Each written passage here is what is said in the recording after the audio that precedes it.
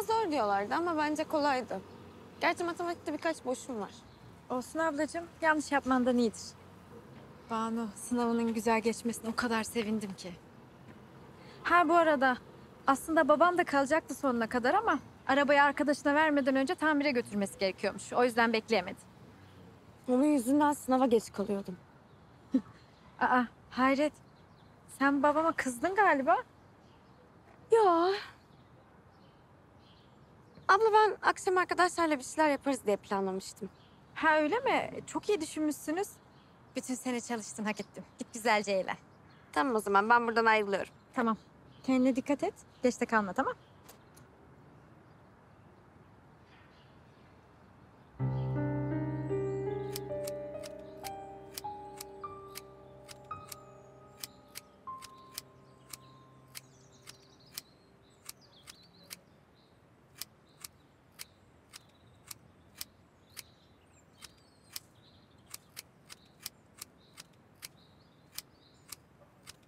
Bahçıvanınız izne mi ayrıldı Tahsin Bey?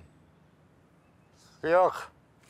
Elimden bir kaza çıkmasın diye kendimi bahçeye attım. Anlat, haberler sende. Savcılık Erkan Tüzün'ün ölümüyle ilgili raporuna cinayet demiş. Yani. Soruşturma başlatıldı. Ya o kadar dedim dikkatli olun diye. Dedim. Ama yok. Ben faili meçhul dosyaların arasına gireceğini düşünüyorum Tahsin Bey. Ben ne düşünüyorum biliyor musun Çetin? Bu işin sonu yavaş yavaş dönecek, bizi bulacak. Niye? Senin o geri zekalı adamların yüzünden. Ya bir işi beceremediniz ya. Neyse. De bakayım başka ne kurcalıyorlar bunlar? Doğan Yeni'nin stajyerleri. Mert Karaman ve Bahar Sayın. Erkan'ın öldüğü gün eve girmişler. Ne diyorsun Çetin sen ya? Ya bu çocuklar her şeyi gördüyseler? Sanmam. Konuşurlardı. Ama ortada delil falan yok. Bizim çocukları da emniyetten çağırmamışlar. İzlerini kaybettirdiler. Bu Doğan tam bir baş belası oldu bana ya. Ya bu çocuklar bir şey biliyorlar da saklıyorlar olmasın? İstihbaratımız çok sağlam Tahsin Bey. Allah'ım ya Rabbim sağlam sağlam sağlam diyorsun da her işin ucu çürüş görme Çetin. Ya Doğan bu davanın peşini bırakır mı? Hayatta bırakmaz. Benim bir şeyler yapmam lazım. Biraz bekleyelim Tahsin Bey. Ortalık bir durulsun. Ya neyin durulmasını bekleyeceğiz Çetin? Ya denizde miyiz biz Allah aşkına ya? Adamın 4 tane ajanı var. Ya biri sensem de diğerleri dedektif gibi peşime düşmüşler.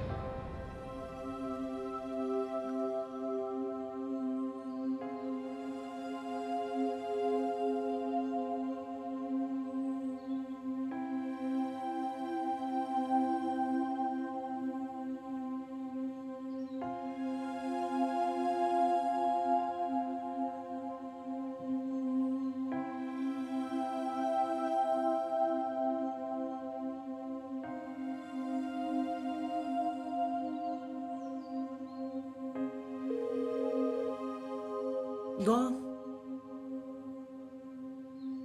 Akşam görüşebilir miyiz? Tamam.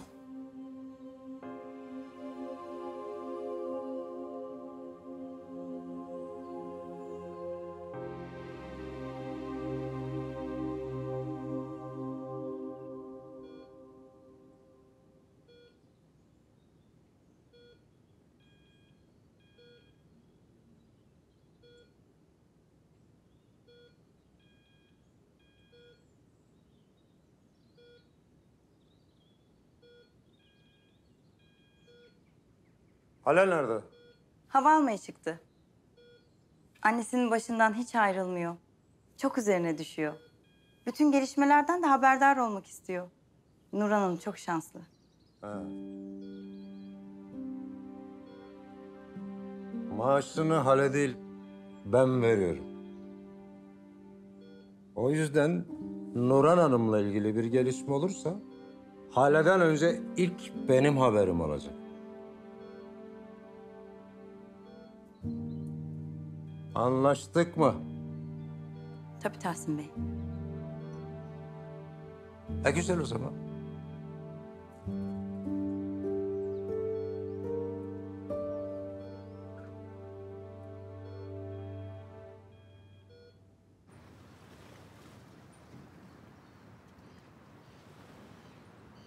Aile ne kadar önemli değil mi?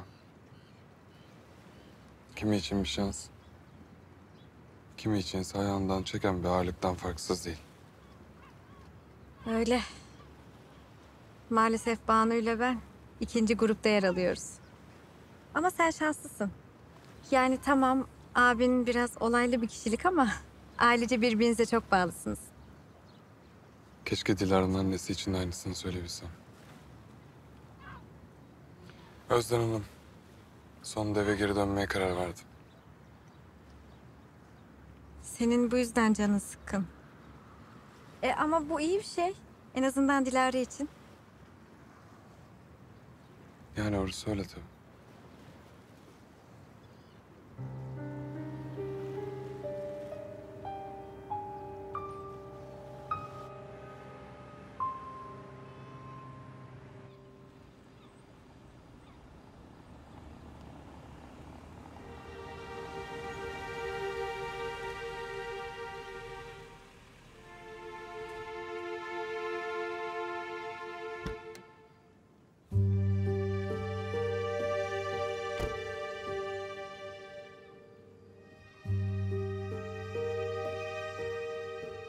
Tülin,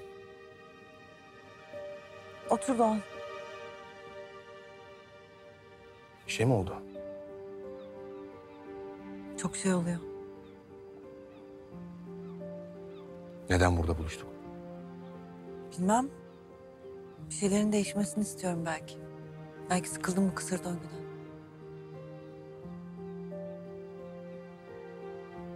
Neler olduğunu anlatmak ister misin? Bir şeyler yapmak istiyorum Doğan. Böyle elim kolum bağlı beklemekten yoruldum. Bir şeyler yapıyorsun zaten. Ama sanırım bana söylemek istediğin başka bir şey var. Evet. Mümtaz Tüzün'ün avukatı olacağım. Erkan'ın dosyasını ben almak istiyorum. Ne? Duydun işte. Erkan'ın katilleri İpek'in katilleri değil mi? Onları bulduklarında yüzlerine bakmak istiyorum. Cezaevinde çürümeleri için savaşmak istiyorum. Bunu yapmak istiyorum. Sen görmüyorsun ama benim hala yaralarım kanıyor. Görüyorum Tülin, görüyorum. Ben sadece canının daha fazla yanmasını istemiyorum. Peki sen beni duyabiliyor musun? Benim için endişelenmeyi bırak. Canım yansa da sonuna kadar gideceğim. Peki. Senden izin istemiyorum Doğan. Sadece benden duy istedim. Tamam, sinirlenme. Ama şuna da hazır ol. Kızının katilinin avukatı olmuş diyecekler. Seni, anneliğini sorgulayacaklar. Sence bu benim umurumda mı? İşte seni bu yüzden seviyorum.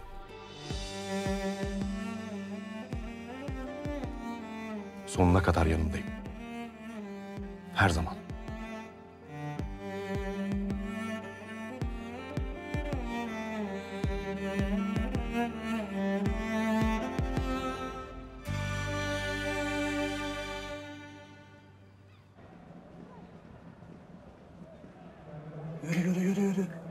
Yürü. Hadi oğlum.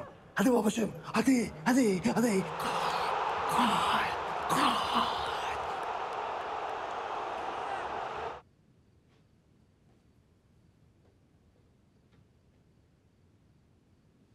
Papatya. Bir şey mi aradın? Yardımcı olayım.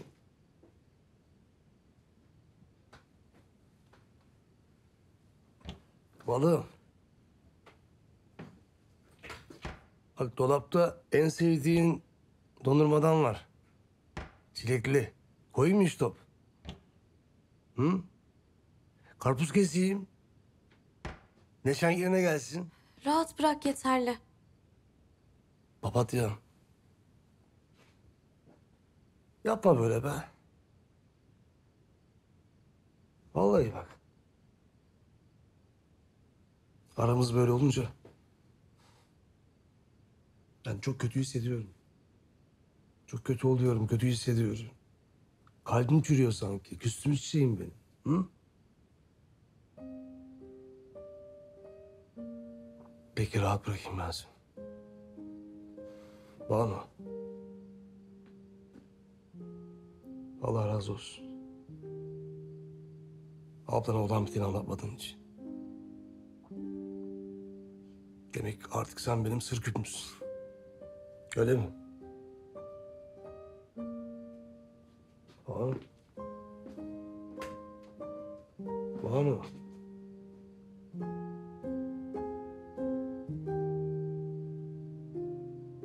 Vay arkadaş. Poker face. Yani bir renk ver ya. Hep böyle dikin üstünde mi kalacağım ben? Maçta kaçta gitti?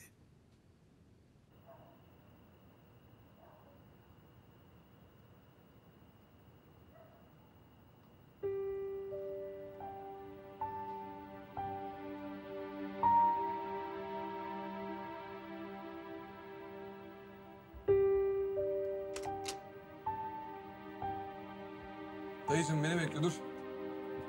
Hadi dayı, hadi. Tamam geldim. Elini ver. Heh. Çilekli mi çikolatalı mı? Çikolatalı, çilekli. Ay. İkisini de üst üste. Evet, Üstüne de fındık serperiz. evet. Hadi gidelim.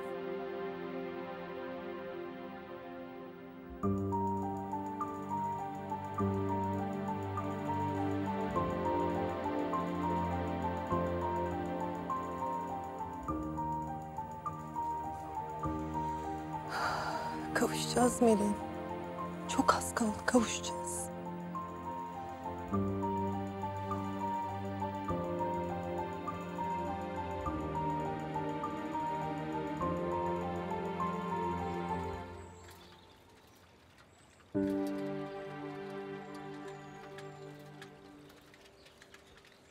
Ay Elif'ciğim dur. Abi açık havada bana hiç iyi gelmedi. Of. Ya nasıl bulamadınız? Ben alamadım ki. Bırak ya bırak. Bırak! O kadar da konum attım size. Evet sapan. Ya sapan oradan gireceksiniz ya. Evet. Allah Allah. Ay Elif başım çok ağrıyor, ne olur şuradan ilaçlarımı getirir misin? Tabii Nurhan Hanım, hemen getiriyorum. Nur Hanım, iyi misin? Bir şey mi oldu? Tahsin, Ha. şu benim merdivenden düştüğüm gece sen evde yoktun değil mi? Evet. Peki sen eve girdiğinde beni yerde yatarken gördün. Maalesef yani hayatımın en acı günüydü yani Nur Hanım.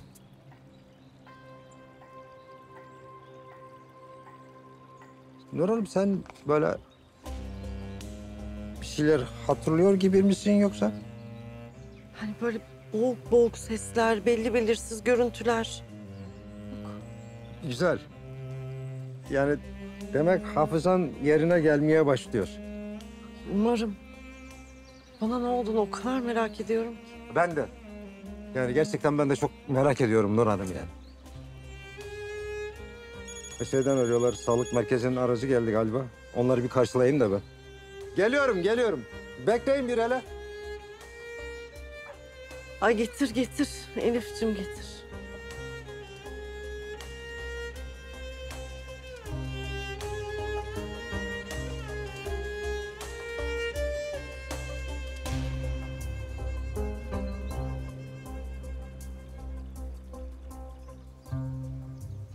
Herkese kahve.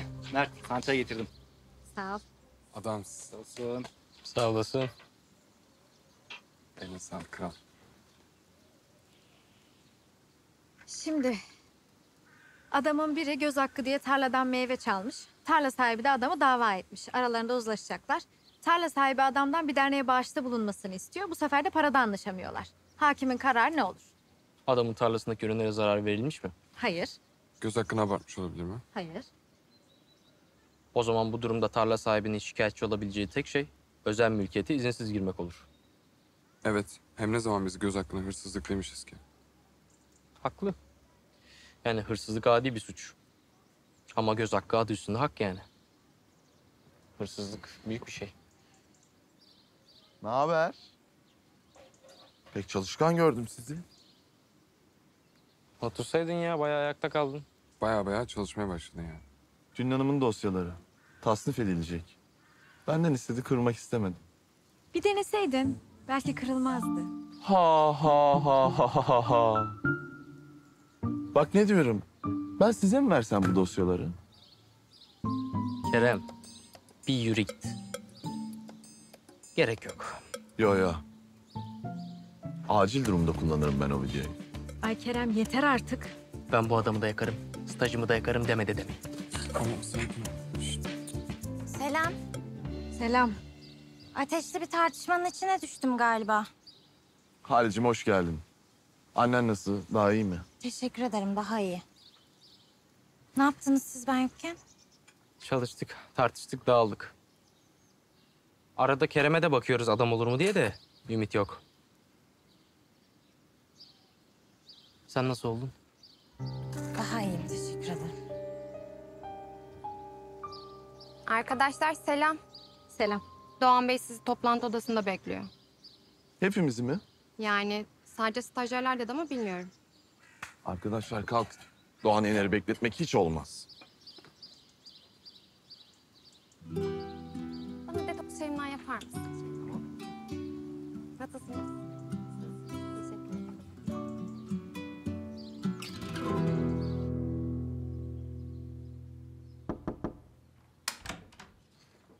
Merhaba.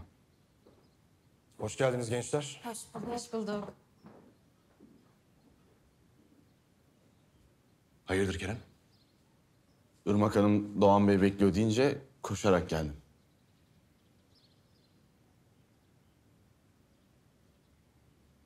Annenin durumunu öğrendim. Evdeymiş şimdi, çok sevindim.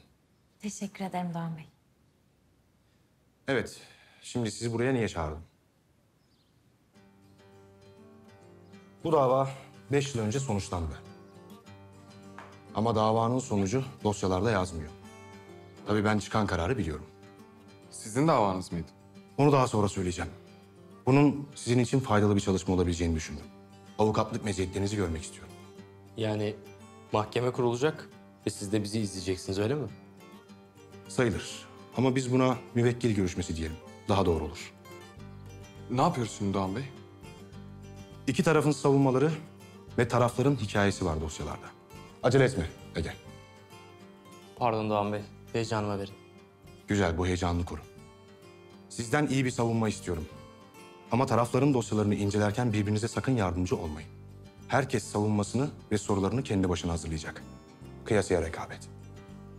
Melike ve Ozan çiftimiz 4 yıl evli kaldıktan sonra boşanma kararı aldılar.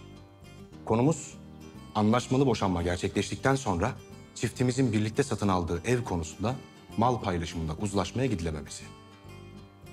Mert, Buyurun Doğan Bey. Ozan'ın avukatı sensin. Tamam. Hale, Melike'nin avukatı da sen. Memnuniyetle. Bahar, sen de Melike'nin avukatısın. Ama ayrı ayrı çalışacaksınız, unutmayın. Tamam Doğan Bey. Ege, haliyle sen de Ozan'ın avukatısın.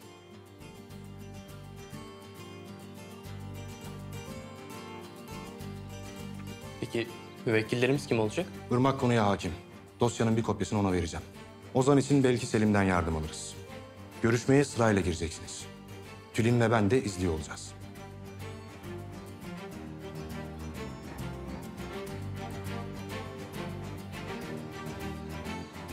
Kerem. Ozan'ın ifadelerini de sana vereyim. Arkadaşlarına yardımcı olman için. Tabii. Arkadaşlara yardımcı olun. Güzel. Yarına kadar vaktiniz var. İyi çalışın.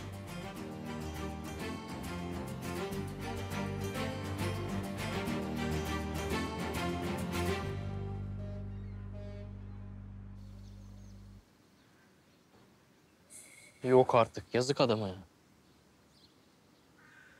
Bu nasıl bir evlilik ya? Kadın resmen her şeyi planlamış. Mantık evliliği olabilir mi? Ne mantığı? Ha böyle mantık mı olur? Mantık evliliğinin içinde de bir mantık vardır yani. Bu tamamen saçmalık. Yalnız ben alırım bu davayı. Hı. Öyle mi diyorsun? Nasıl olacakmış o? Niye söyleyeyim sana? Aynı tarafın ayrı avukatlarıyız. Sen kendi savunmanı hazırla. Ağzından gram laf alamazsın. Bırak. Sen söylesen de ben yapmam zaten. Baya Doğan Yener ve Tülin Tan'ın karşısına avukat olarak çıkacağız. Şimdiden bir heyecan bastı beni. Kesin karnım falan da ağrır var ya. O değil de müvekkilimiz Kerem. Sorma. Oradan sağlam gol yedik. Bizimle çok uğraşır o. Bir iddiası da yok ya şimdi. Doğan Yener en iyi müvekkil ödülünü vermeyecek sonuçta ona. Bitirecek bizi. Hem kızlara karşı hem de müvekkilimize karşı sağlam bir savaş vereceğiz. İyi hazırlanmamız lazım. Çok iyi hazırlanmamız lazım. Tüyo versene ya. Ben bu Kerem'i nasıl sustururum? Zor. Çok zor. Yalnız kızlar harıl harıl çalışıyordur şimdi ha. Bizim müvekkilimiz haklı ama. Bence bu davada kimin haklı olduğu değil, kimin daha iyi savunma yaptığı önemli. Doğan Bey de ona dikkat edecek. Doğru. Öyle görünüyor.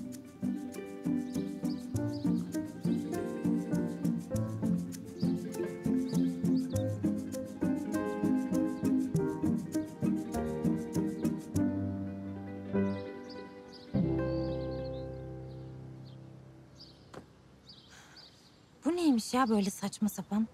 Ben daha büyük bir dava dosyası verir zannetmiştim. Davanın büyüğü küçüğü olmuyor demek ki. Savunmak için elimizden ne geliyorsa yapacağız. Ya tamam da Bahar, yani kadın her şeyi planlamış. Biz nasıl mahkemeden gizleyeceğiz bunu? Bana mı soruyorsun? Hayır, sana sormuyorum. Ben kendi kendime konuşmuş olmamak için senin yüzüne bakarak konuşuyorum. O zaman kendi kendine cevap ver. Tamam. Selam. Nasıl Selam. gidiyor? Vallahi yıkıcı bir savunma geliyor. İyi çalışın derim. Yani arkadaşlar ben daha yapıcı olmak isterdim aslında ama... Karşı tarafın müvekkili Kerem ya. Gözünün yaşına bakmak istemiyorum. Kusura bakmayın. Sen şimdi boş ver Kerem'i de. Senin amacın bizi ezip geçmek değil mi? Yani. Yani. Pardon, patron arıyor. Evde durumlar nasıl? İyi. Neden? Yo merak ettim sadece. Merak ettin. Yani ne var oğlum sevmedim adamı işte. Bir şey olmuş belli. Ya sevmedim adamın kafa yapısını sadece o kadar. Ege onun kafası normal çalışmıyor ki. Arkadaşlar, ben çıkıyorum. Bir tane ev vardı, onu göstereceğim. Ha Ege, vallahi ayağın uğurlu geldi ha. Sana gösterdiğim ev vardı ya, ona müşteri çıkmış. Şimdi müşteriyi emlakçıdan alıp oraya götüreceğim. Çok iyi. İyi, hadi görüşürüz. Gidiyorum ben. Görüşürüz. Hadi bay bay.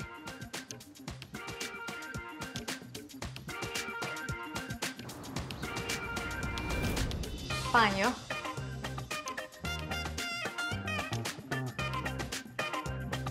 Burası da mutfak.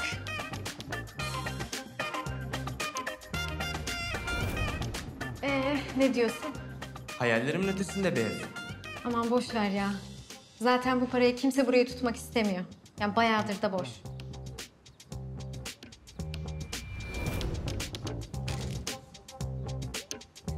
İttirsen açılır aslında. İyi hatırlattın.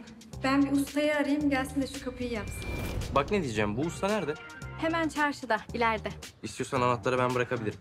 Ya gerçekten yapar mısın böyle bir güzellik? Yaparım tabii, neden yapmayayım?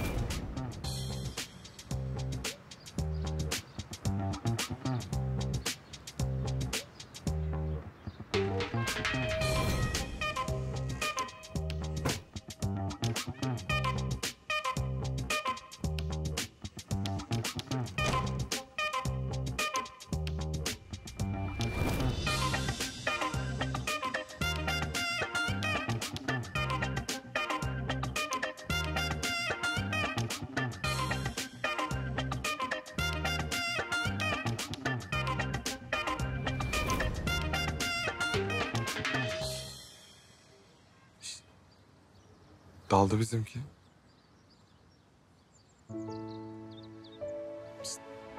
Ege. Ne oldu? Sen bir içine kaçtın. Benim çok hızlıca çalışmam lazım. Acil. Allah Allah.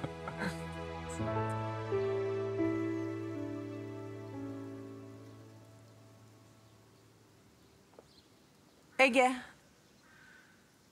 Rica etsem bu dosyayı adliyeye bırakır mısın?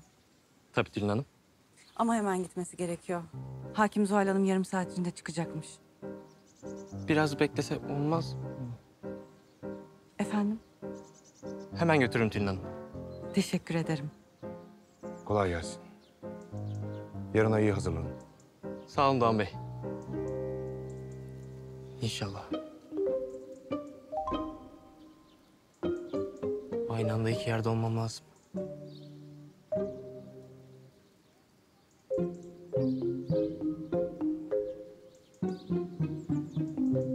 Kerem, ne haber, nasılsın?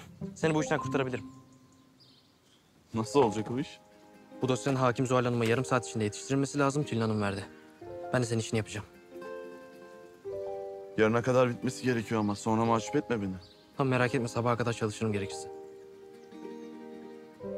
İyi tamam. Güzel anlaşma. Hadi bakayım, göreyim seni.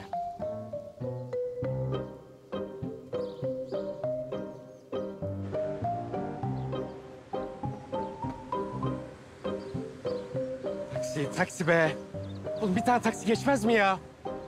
Ege koş oğlum, koş.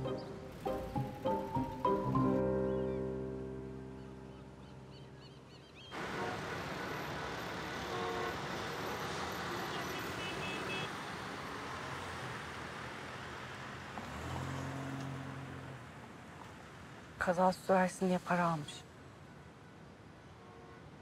Tülin, boşuna düşünüp yorma kendini. Mümtaz Bey'in söylediklerine inanacak hiçbir mahkeme tanımıyorum ben. Adam söylediği her şeyi uydurmuş olabilir. Dediği hiçbir şeye inanamazsın.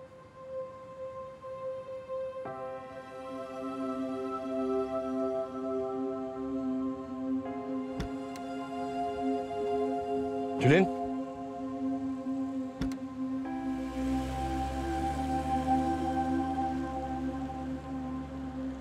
Tülin. Tülin, ne oluyor?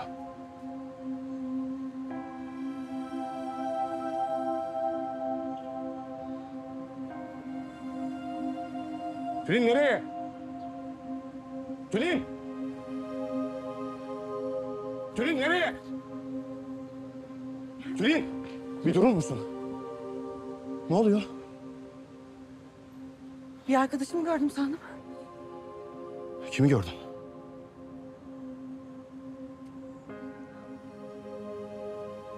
Sokakta bizden başka kimse yok Tülin.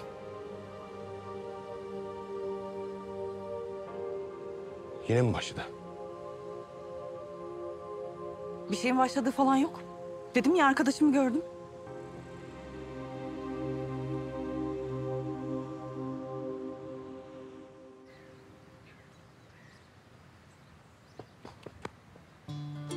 Ege.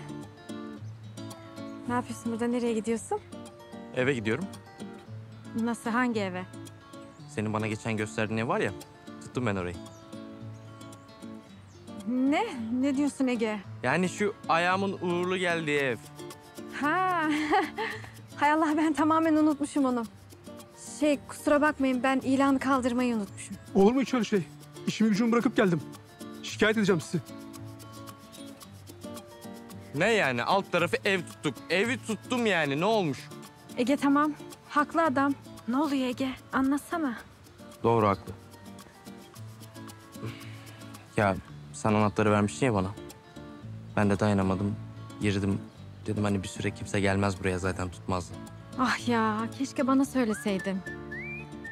Bana bak. O adam seni işinden falan etmez değil mi? Boş ver onu ya. Sen evde rahat mısın? Rahatım. Bir de pırıl pırıl yaptım, evi temizledim. Mis gibi oldu. İyi tamam ama ya bu duruma kalıcı bir çözüm bulmamız gerekiyor. Ev sahibinin kulağına giderse kötü olur. Kalıcı çözüm derken? Evet. Ne yapacağız? Seni evsiz mi bırakacağız? Var ya. Hadi yürü yürü. Bir şeyler düşünelim. Ne yapacağız bir bakalım. Tamam işte, kalacağım bu sene. Sonra öyle.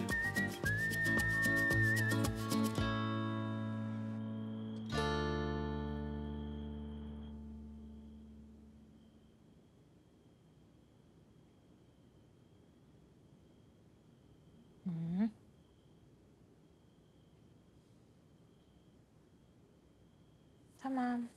Çok güzel oldu. Nasıl geçti bugün fizik tedavi? Yok Haleciğim. Yok, ben o adamların verdiği hiçbir hareketi yapamıyorum. Anneciğim vardır bir bildikleri. Sonuçta kaç sene bunun okulunu okudular değil mi? Sen elinden geleni yap. Sakın pes etme. Tamam.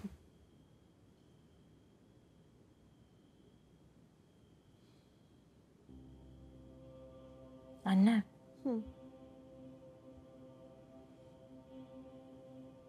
Hiç mi bir şey hatırlamıyorsun o geceye dair? Yok. Oo. Ne oldu halacığım? Hafiyelik mi yapıyorsun? Nur Hanım. Sana o soruyu neden sordu biliyor musun Nur Hanım? Çünkü seni o merdivenlerden itenin ben olduğumu düşünüyor. Hale? Gerçekten mi kızım? Anne haklı gerekçelerim var bununla alakalı. Neymiş Haleciğim o haklı sebeplerin? Ben de öğrenebilir miyim?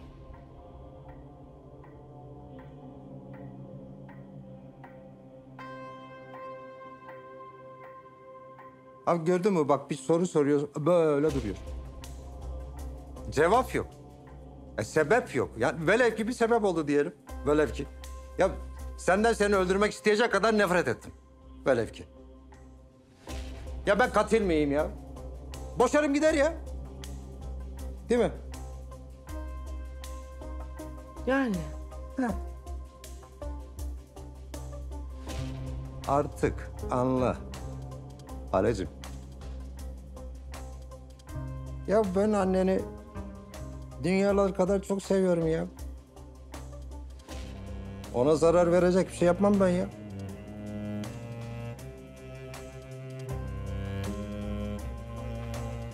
Gel anneciğim. Gel. Ben bir hava almaya çıkıyorum.